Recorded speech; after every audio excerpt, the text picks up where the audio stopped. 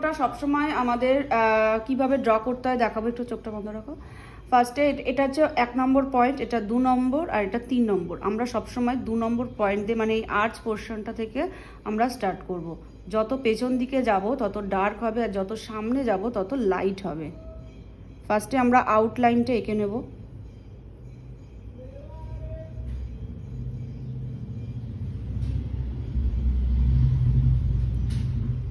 সুন্দর করে আমরা আউটলাইনটা এঁকে নেব।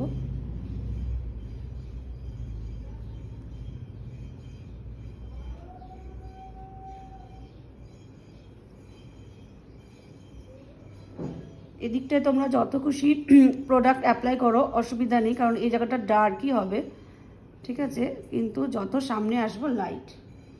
ফার্স্টে যদি কোনো প্রোডাক্ট লাগে আগে এটা পেছন দিকে অ্যাপ্লাই করে নেবে, এরপর ব্রাশের মধ্যে যেটুকু যা রয়েছে এটাকে আমরা সামনে এবার দেব।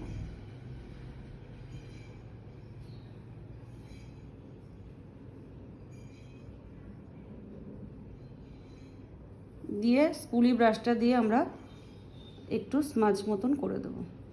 সামনেটা ন্যাচারাল, তারপরে হালকা ডার্ক, তারপরে পুরো ডার্ক। এইভাবেই কিন্তু আইব্রোটা ড্র করতে হয়। তারপরে তো আমরা নিচে ফিনিশিং দেবো কনসিলার দিয়ে। এইভাবে সেকেন্ড আইব্রোটাও করি।